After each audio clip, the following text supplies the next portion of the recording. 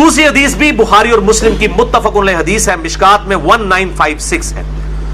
آپ صلی اللہ علیہ وآلہ وسلم نے فرمایا جب رمضان المبارک کا مہینہ آتا ہے تو آسمان کے دروازے کھول دیے جاتے ہیں۔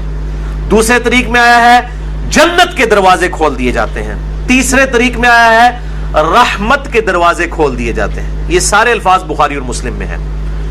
اور پھر ساتھ یہ الفاظ ہے کہ جہنم کے دروازے، آگ کے دروازے بند کر دیے جاتے ہیں اور شیاطین جکڑ دیے جاتے ہیں۔ اچھا، یہ ہے کہ شیاطین جو ہے وہ قید کر، اکثر لوگ سوال کر رہے ہوتے ہیں جی اگر شیاطین قید کر دیے جاتے ہیں، پھر بھی چند لوگ ہیں جو نماز نہیں پڑھتے، چند نہیں اکثر لوگ نہیں پڑھ رہے ہوتے پھر بھی، تو میرے بھائی 11 مہینے تک جب شیطان نے پیڈل مارا ہے آپ کی سائیکل کو، اس کے بعد 1 مہینے نہ بھی مارے وہ، پھر بھی تھوڑی دور تک تو یہ معاملات چلیں گے نا۔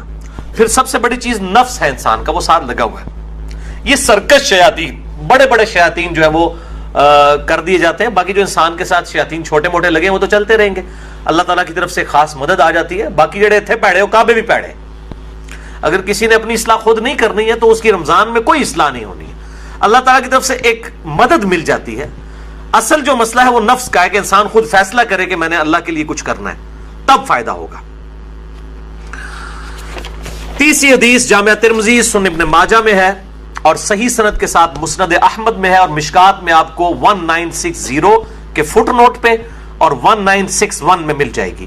آپ صلی اللہ علیہ وآلہ وسلم نے فرمایا رمضان میں آسمان کے دروازے کھول دیے جاتے ہیں، آگ کے دروازے بند کر دیے جاتے ہیں، تمام سرکش شیاطین جکڑ دیے جائے۔ اس میں الفاظ آگے سرکش، بخاری مسلم میں سرکش نہیں تھا، اس سے پتا چلا کہ خاص شیاطین جو بڑے ہیں وہ جکڑے جاتے ہیں۔